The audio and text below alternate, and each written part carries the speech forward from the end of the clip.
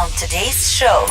Our goal was actually to just get them just to get some feedback on our product. Right. From people who had brought to market many products like Laurie and Kevin O'Leary, who's in our space, in education, sold this company at Mattel. Damon, I could go through the list, right? Yeah. These are like brand expert. Mark Cuban is just brilliant in so many ways, and Robert, software guy. We kind of went in wanting to get feedback on the product and knowing that we would be pitching to a national audience. Yeah, that's right. It's really nerve-wracking. And when you go on the show, you're standing there, and then all of a sudden they're like, it's a whole day, and you're there for a couple of days, and all of a sudden it's, and they're counting. Yeah, they're counting down. And the doors open, and you go down and you say your pitch, and they don't cut and edit any of that. Oh, wow. So if you mess up your 1-2 minute pitch, it's like, that's it. Bye. So some people are in there for 3 minutes, some people are in there for an hour. We were in there for over an hour. Wow. Because they're asking questions. What's the conversion rate on your site? How do you optimize it? 5, 4, 3, 2, 1. Welcome to the Creator Institute podcast. Your host, Koester.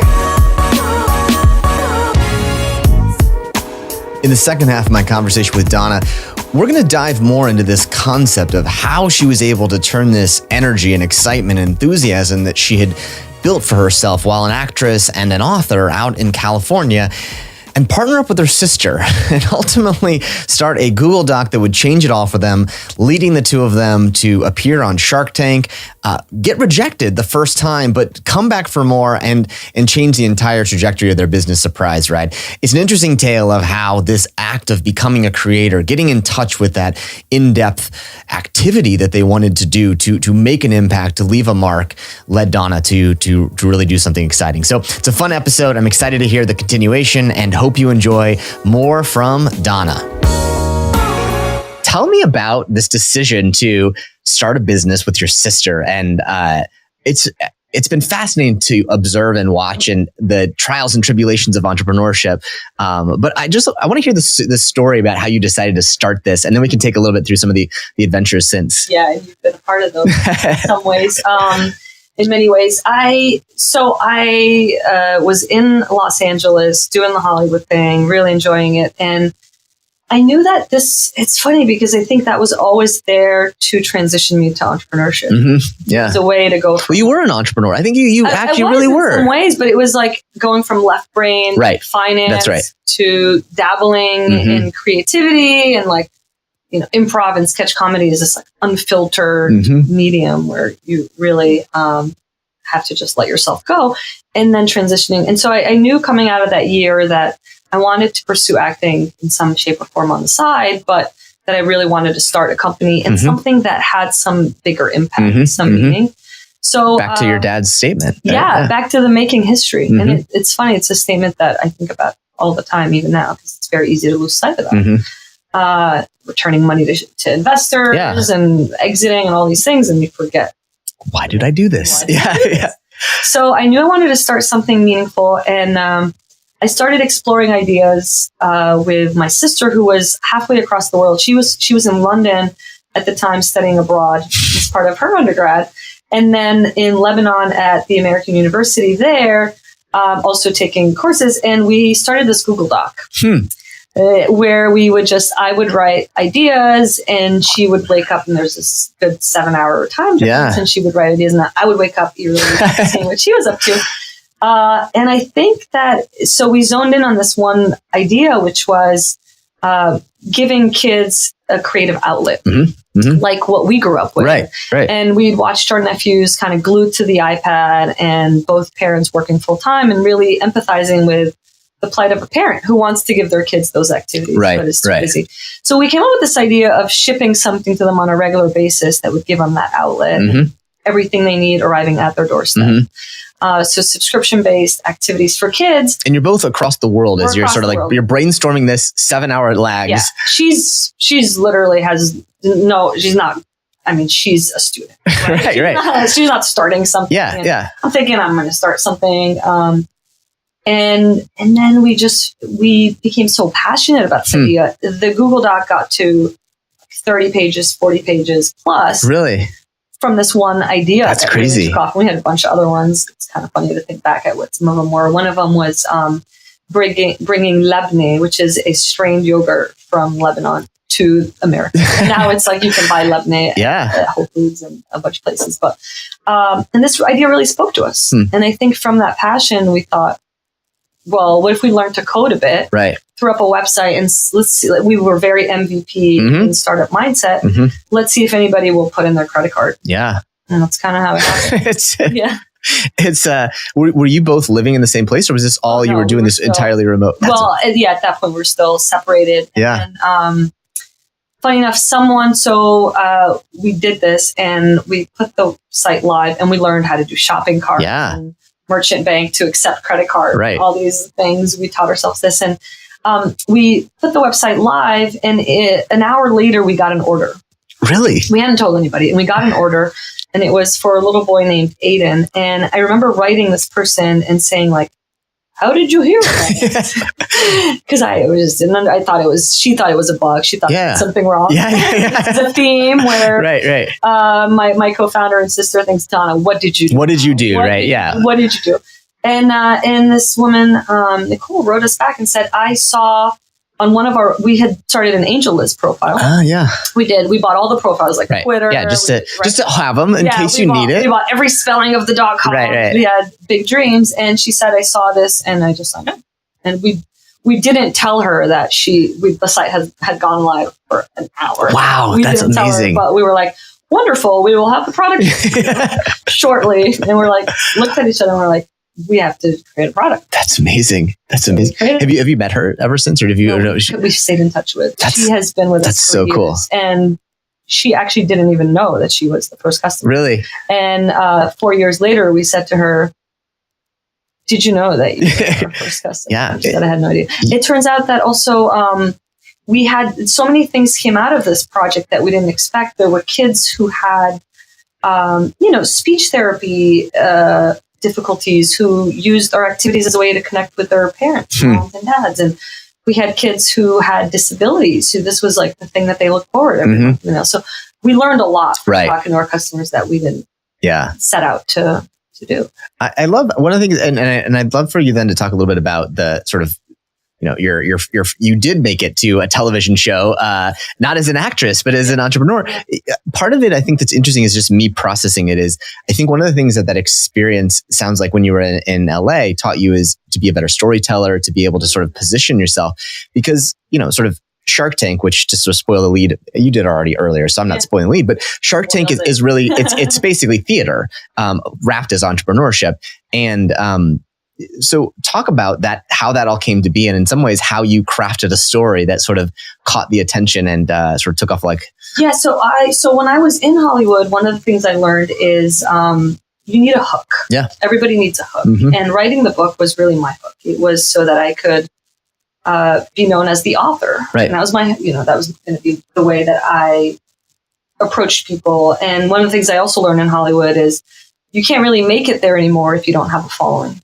It's fascinating, but we're living in a world where you're going to be put on a show or as a host, you have to already have a following. So really interesting stuff to just know. Right. Anybody who wants to do anything today, having a platform, having a following, having a voice is a big ticket. Attention. Someone told me attention is the new currency today. Yeah, I can see that. I mean, and you look at all these shows like The Voice and So You Think You Can Dance, all these where there's judges. A lot of times those judges are celebrities. Puff Daddy has a new, P. Diddy, I should say, probably has a new show. And these are, the networks want the celebrities because that's what's going to draw people in. If those were 4 judges that you didn't know, but that were experts. So having. But they also still, interesting in those shows, they still want fan voting to sort of determine who goes next. So that the celebrities help, but they still want to see who has the most audience. And it's interesting. It's all about that. It's all about the attention. Yeah. And so I, when I was writing the book too, I made sure that we would get like Amazon reviews and all these things to kind of bring it together. But when we launched Surprise Ride, at the beginning, like we had no clue how we were going to get people. Yeah. And so I started to apply some of those things in entrepreneurship. And one of the things was networking. Was like, keeping your network up to date on what you were doing. Right. So I remember sending an email to all friends and family at the beginning and saying, hey, I left LA. Yeah. Here's how that went. And it was really wonderful. And now I started this company and here's what it is. And I'd love to have you sign up a kid in your life. Mm-hmm. And so that's how we got our first, 50 customers. Mm-hmm. Really, it was just friends and family. Mm-hmm. And then I word of mouth from there. So I think a lot of the things I'd learned in Hollywood started to come to life Mm-hmm. in a way. Putting yourself out there, right. Not being afraid of rejection. Yep. Angelist profile without having any product yet. Yeah. Not taking things personally. Because you go into an audition in Hollywood and they'll sit back and go, oh, I don't know if I want someone with those features. I don't know if I want someone with that on their voice. Like, and you're in the room, right? Yeah. Oh, and you're in the room. And they're talking about it. It could be the randomest thing. And how do you walk away from that experience and not feel crushed? Yeah. Well, it's not your performance or your talent. It's just that you don't fit this role. Right. You may fit another role perfectly. So a lot of those experiences ended up being very useful, and I think spared me a good amount of heartache. Yeah. And how did the connection to sort of the show even happen? What was the sort of the entry point Shark in? Tank. Mm-hmm. So we when we first launched. We launched out of we signed up for an accelerator program that was out of the Boston area called Beta Spring. Mm-hmm. And I actually flew out there and spent 4 months out there, based in DC, but I went out. Oh, did you really? Did this, yeah. Really took the leap. And Rosie at the time was finishing up school and managed to get a 4.0 really semester. I have no idea how she did it. I think when you're doing things you love, somehow it goes into everything that you're working on. But they taught us that every day you are to come up with 15 ways that you're going to market your startup. And you write it on a whiteboard. And 15 ways every morning sounds like a lot. Right. You start getting desperate. Right. You start writing things like walk to the corner store and pick something. You start writing random things. And everyone would always tell us, you should go on Shark Tank. And so we always would smile. But I heard that the producers were looking for tech companies at the time. And so we got the producer's email address and I wrote him and I said, we're huge fans of the show. And one of the reasons we love it is because the products are so innovative. And the other one is the stories are so interesting.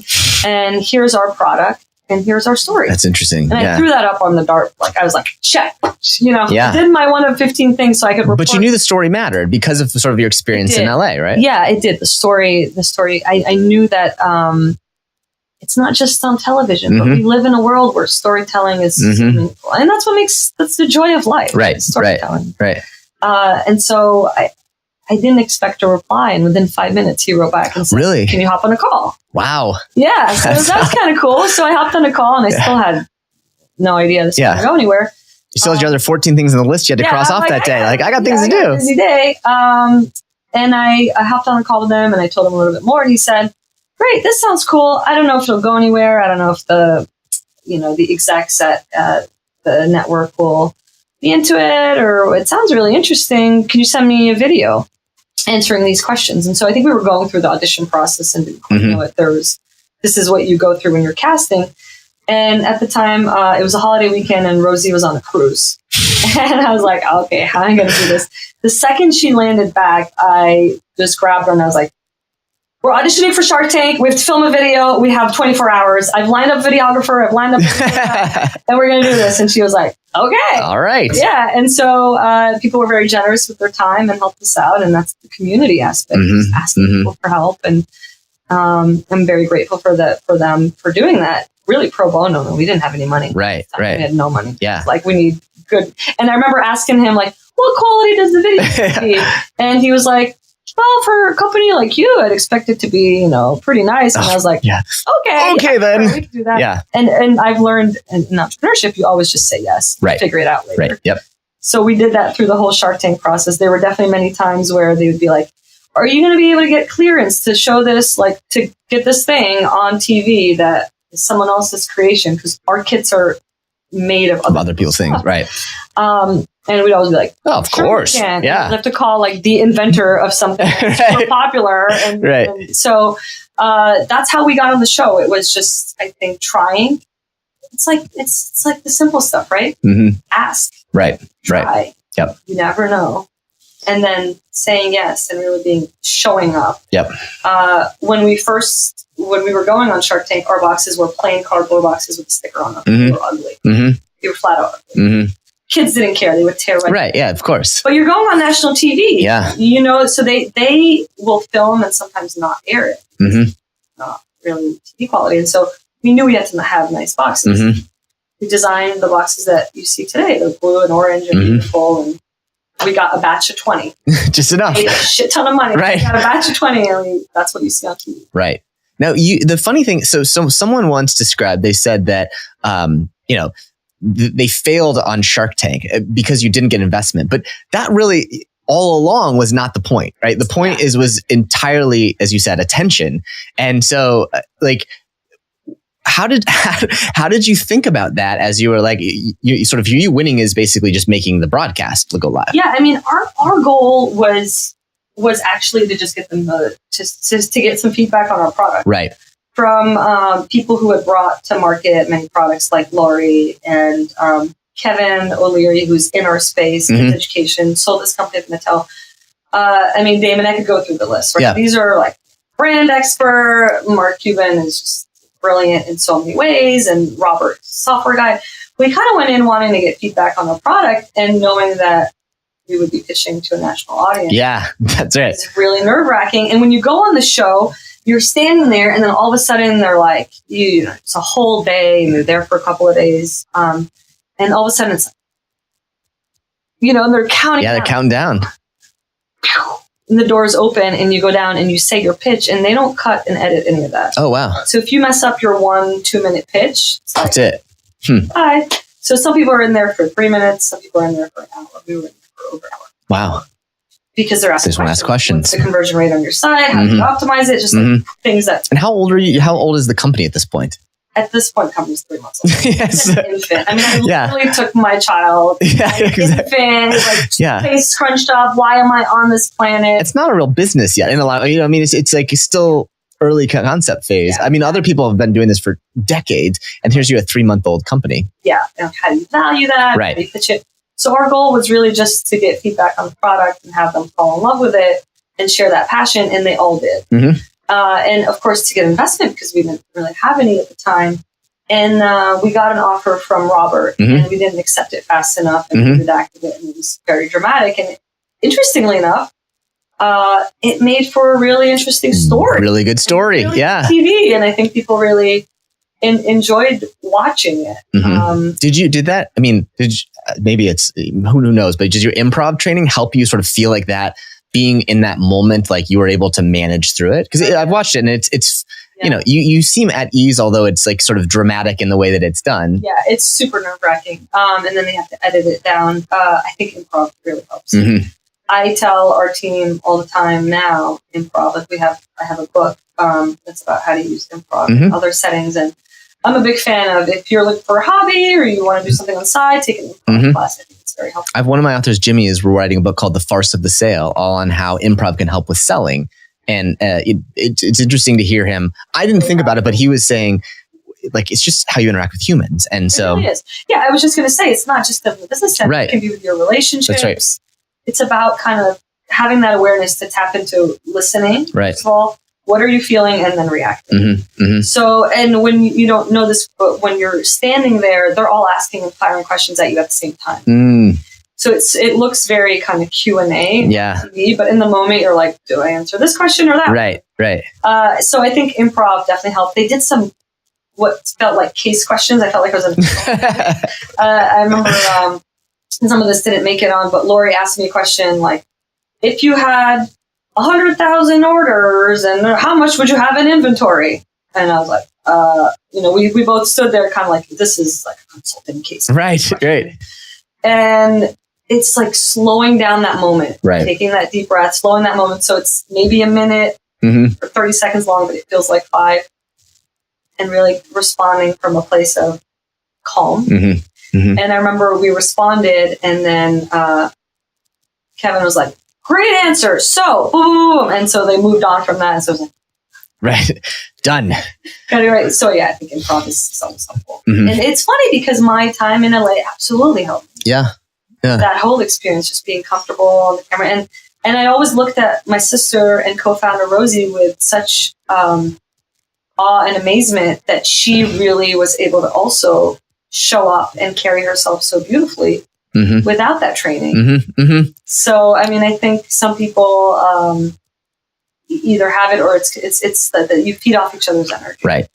I mean, I think it's just fascinating to sort of think about how those elements define you and teach you in those different ways. I think it's it is interesting to see.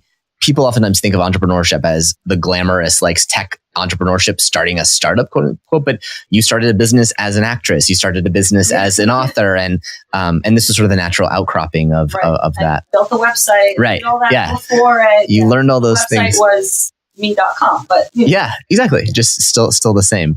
And how do you think about this? You some ways get defined by these elements, and those ones, and even, you're defined by the story that's put out there about Surprise Ride as a TV thing. And now, you have, you think of this as you go back to your original pitch is we want to inspire more children. And so there's a big story behind Surprise Ride. How do you think about layering in those elements of creation that define you to not let it sort of stop you from evolving as you need to go? Ooh, it's a tough one. I mean, I think when you're the public and the press will just latch on to whatever is interesting.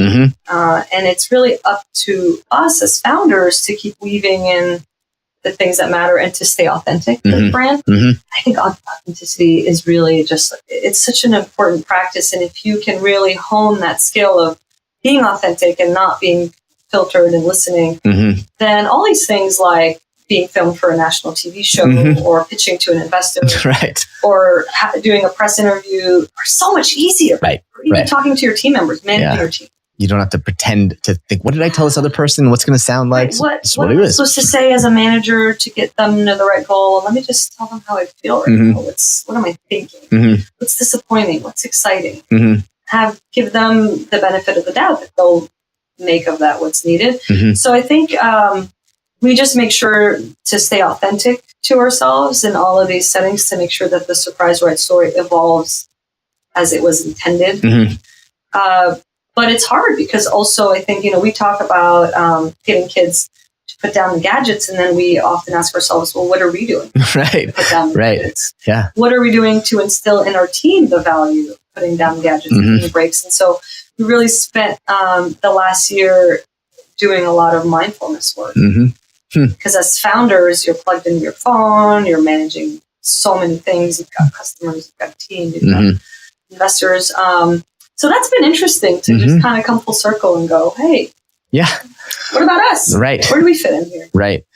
That's we don't oftentimes think about it. And I think you've talked about there's these natural points in your life when you sort of said like you hit the reset button in some ways. And I think even as entrepreneurs, we don't do that a lot.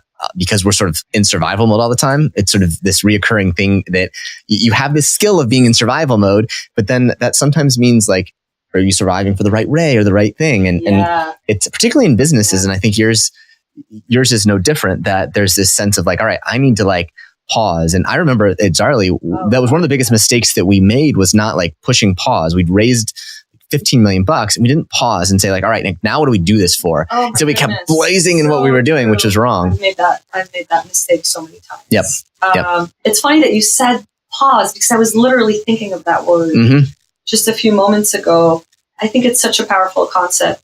And for anyone listening, it may seem kind of cliche or something you would glance over. What does this mean? Pause. But it's really about just taking moments either in your day or in your life and really honoring them and just taking breaks. And I think it's so easy to think I can't afford 10 minutes right now. I have such a busy day. I have so many things to get done. I can't afford 5 or 10 minutes. Everybody can afford 5 or 10 minutes. Yeah. Really. Yes. I mean, unless you're like operating heart surgery, you can take 5 or 10 minutes to just breathe and check in with yourself. And it's amazing what comes out of those moments. That's very powerful. And I love the movement, Arianna Huffington is leading kind of this movement towards, with her Thrive business to pausing. There's a number of people really trying to encourage this, but And we're doing it with our team. So we lead every team meeting every week with a meditation. Oh, really? Interesting. We do. Yeah. And it's been wonderful to see giving our team the permission to do that throughout their day. And we encourage them to, and we have a nice big space for them to do that, but giving them that permission, because I think team members often feel like they must keep going. Right. That's what looks good. That's what they should be doing. And as leaders, to say to them, hey, we want you to take those pauses. They're very valuable. So that's been a really nice, simple way to kind of in the company to embody pausing. Yeah. So what's it been like now? You're soonish, you'll be your 10-year reunion for Harvard Business School graduation. What's it like to reflect back with some of your classmates on, their journey versus yours? And what's some of the interesting conversations you have now looking at this woman who says, I'm turning down all these jobs to become an actress, and now has sort of come as an entrepreneur and has interesting stories to it? Ooh, it's a tough question. I think that they've come to expect of me a little bit of wackiness. I think that happened, as soon as I left there and went and did something so non-traditional. And it's funny because I had a number of classmates who came up to me and said, I've always wanted to do that too. That's so that neat. was interesting. One of them who's actually running for Congress now. I'm super proud of him. Yeah. So it's funny to see, though, where everyone's heart led them and how they listened and all that. But I think they've come to expect of me somebody who maybe is a bit of a rebel, isn't afraid to kind of explore where what the next thing is. I think that I feel so grateful that I can go back to that reunion and say I've had the experience that I've had. It took me a while to get to a place where I felt really appreciative for all of it, because while I was living through it, entrepreneurship can feel like you've been like run through a ringer. Yeah, you really would. Yeah. Thrown into the laundry and you're just Yep. you're just like on repeat. Well, and people, I say it's the loneliest job. I mean, it is because the public perception of what people see, they see, you've been on Shark Tank, you must be a millionaire. Yeah. And you're like, you have no idea. Like, I literally am like hustling my face off to do everything. And, like you said, you're fulfilling orders and you're doing these things. And I think that it's great that there's a glorification of it, but it's probably less different than being a starving actor in LA, or actress in LA, than it is being an entrepreneur. It's the same principles of being lean, being scrappy, being thoughtful, having to do it all for yourself and try to compete. You're competing against gigantic, huge companies with huge budgets, television ads. And so you are... The scrappiness. That's right. Is really powerful. And you're creating these things. I mean, we jokingly call them our babies, but you're inventing and creating these products and services, and you're really putting yourself out. That's there. right. And you're putting to be judged. Yeah, you're putting a lot of love into them, and you're expecting a lot in return. You're expecting people to pay for them, to tell their friends about them. A lot that goes into it. But I've had many moments of tremendous loneliness as an entrepreneur, and sense of depression.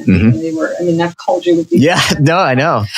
Eric, this is just kicking me, and you've been such a great source of optimism and energy, and like, this is how it is. Donna. Yeah, we got to keep each other sane. This is how it is. You're not having a unique experience, and I think it's helpful to hear that from each other as founders. Does it remind you of some of those moments of same sort of depression, loneliness when you were an actress? Yeah, 100%. And in there, I think artists allow themselves to be more emotional. That's interesting. Yeah. I've had fellow actors like cry about a missed audition or rejection. And I think as entrepreneurs and as business people, really, I saw this in business even at Harvard. It was hard to share the difficulties. When I started there, my mom was actually diagnosed with breast cancer right before I started school. And I spent a lot of my first year going to treatments with her. She happened to be in Boston. Such a blessing. Yeah. Dana-Farber, one of the top cancer institutes. And I remember having, not being able to open up about it. In the business world with like these type A personalities, not being able to open up about the experience, and having a friend say, hey, you spent a lot of time with your mom. Right. And really like she doesn't know what's happening. Right. I think my mom won't be here by the end of the year. So I I think it's important to keep reminding ourselves to talk about these things. It's an invitation for people to really talk when things are tough. It's a good reminder. I think I find myself too. It's like sort of no one wants to be burdened with these things. But I think the in the broader point of all of this is it is this sort of mindset of putting yourself out there. And we oftentimes forget that when you take a risk, other people do live vicariously through you, and sharing those things can endear you more than anything. And I think it's why you and Rosie are such good storytellers generally. In the public face, like that's, you are the brand that you're embodied. But we oftentimes don't take time for ourselves to sort of share. Really This is hard. This is really hard. And also, I think we get so attached to the outcome of this startup has to result in XYZ. And I think it's important to remember that there's a larger plan for all of us. That's right. It's a much longer plan. Yeah. And I think ever since I've really been grounded in that, I found that to bring me a lot of kind of comfort. Yeah. Just a good reminder, especially for students who they're starting out, whatever they're trying to create. Obsession with the now of sort of like, what's my next career move? Obsession with the now is good. Right. At the moment, but not the career move. But remembering that, I started as a banker, you started as a lawyer, and here we are in different places. and still figuring stuff out. Right. Exactly. Yeah. This will just be phases. And I think what I like is one of the things that's consistent about you that I think other people can learn from is you are documenting those in whatever the right medium is at the time. And we even talked about is now the right time to do a video series or a podcast, whatever. I think that's an interesting insight that sometimes people think they need to create something that's magic. And what you were saying is I tell people about my experiences when I'm in LA being an actress, or I document my experience as an investment banker and I share that, or I tell my experience as an entrepreneur. It's an interesting insight that creating something of value that creates your own credibility could just be sharing your experience. And every one of us has those. And every human being has that. Yeah. Every single human being has a unique experience that may resonate with you. That's interesting. One more question and then we'll talk. I have a quick, fast one for you, a couple fast ones for you. What's it like, you started a company for kids and at the time you don't have kids. So now you have a daughter who's cute as hell. And what's it like? What's changed about your approach, both as an entrepreneur and also as an entrepreneur for kids? How have you seen yourself evolve as an entrepreneur, as a parent, but also then as a customer now of your potential product eventually? Oh boy. It was really fun because when we started the company, we were aunts. Mm-hmm. And that was really what was driving us. We were just, young people who realized that kids these days are growing up differently. Mm-hmm. And I wish more people got into some of these industries that they may not fit into because the perspective you bring is so unique. Yep. And we had more time on our hands than a mom would. Sure, right? Yes. Something. Yes. Here. Yeah. Right. So than a parent would. So that was really neat. As a mom now, I feel the pain that we're solving. I have an 18-month-old, and there are times even with 18-month-old that I feel like, how do I raise this little girl to not grow up in a super hyper-connected, technology-addicted world. Right. When 80% of toddlers, 2 to 3-year-olds know how to use a smartphone. Is that true? Yeah. Wow. And it's actually higher. It's 82%. Huh. The American Pediatric Association recommends that they only be using it for FaceTime for 30 minutes a week to communicate with family. And we're all relying on it for other things. And I also feel the pain of, I spend my time with her. Mm-hmm. And I have a few hours. Right. So we can only read books so many times. Yeah. We can only play with blocks so many times. Yeah. And so how do we as a company provide products for parents to really help make those moments, we call them moments of love. Because there are these really precious moments as family. How do we facilitate those moments for them? Make them seamless. So it's definitely given me a firsthand perspective. Mm-hmm. But I think that overall working in the kids space just keeps you young. Yeah, that's true. Which I love. That's true. We're just all kids at heart. Yeah. At Surprise Rides. Yeah. It's neat to see. I think it's going to be fun to see as, there's always evolutions in every business. And I think as you go through the next phases of Surprise Ride, I think it'll be interesting to see how she colors it from your experience with her. And I think, it's good that the problem that you thought that was out there, you validated it with your own child. And now it's sort of like, all right, now as we sort of think about the next phase, how do we maintain that deep empathy with others and ourselves to iterate fast? And she's also reminded me how unpredictable kids are. That's true. Right? I mean, you put something out there, you think they're going to love it. They like it for a minute, then they don't. Or you put something out there that you think is not that cool, and they play with it for the next 5 hours. Right. So it's really also allowed me to remember that when we're designing and developing products, it's really about shipping and putting it out there and seeing what the reaction is and not sitting on it. These kids are just so unpredictable. We had so Quinn, our 3-year-old, had her first sort of real understanding of Santa this year. We were kind of like, we're going to do Santa. I guess we'll do Santa. So we give we gave a few small gifts like books and stuff like that. And we were over at a friend's house. And to your unpredictability point, someone said, what was the best thing you got? Yeah. And we were trying to like scramble. We had like a stocking. We're like, oh, we should put some things in there. So we like literally grabbed like a few dum-dums and threw them in there and sort of said like, oh, like we put something in the stocking.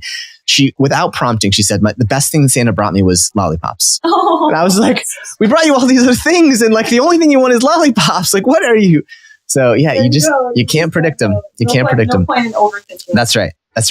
I love it. Well, this has been so fun. It's been, like I said, I've been learning these pieces and researching and chatting with you. So it's really fun to I think the big takeaway that I would just sort of to summarize these things is that we don't have to sort of be picking our forever anything. It's always elements. But I think the important part that you laid out, that we sort of unpacked today a little bit is when you make a change, spending the time in the moments to sort of document that and not lose sight of it is an important piece, because I think you will always be known as an author who's an expert in investment banking, probably for forever, and you will always be known as an expert in, sort of what it's like to be in business school and what it's like to be an actress and what it's like to be an entrepreneur. And even as you have other chapters, that sort of taking a moment and, reflecting, I think every one of us has a story, and by sharing that story is pretty powerful. Yeah. And we have somewhat of an obligation to document those moments for others. When you're in it, and learn so much. It really does. Eventually you lose some of that. Right. So sharing that with, the younger generation or even the same or older generations, it doesn't really matter. But how can you maybe share some of that and inspire someone else in one direction in their life? Amazing. Well, this was so much fun. There's like a bazillion things in here. I'm trying, I always write sort of these episode notes, and I'm like, man, it's going to be like pages to write. So this is super fun. Yeah. And thank you so much for this. And, everyone do check out Donna. She's an amazing human. And I think the company is one that is just a fascinating story. And I think it's a fascinating mission at the core of it, surpriseride.com. And I think I'm anxious for how old does Quinn need to be before she's really like a good fit for it. I mean, so at 3, there's a choking hazard. Within 3, but she's 3. Yeah, she's 3. She just turned 3 a few months ago. You can start doing the activities with her now. All right. Probably need to help her out. I'm in. All right. Yeah. Well, this is good. Now I've been waiting, and now that I'm in, I'm going to do it. So now Quinn and I can have activities together. Awesome. Donna, thank you so much. Surprise Ride, and this is awesome. Thank you.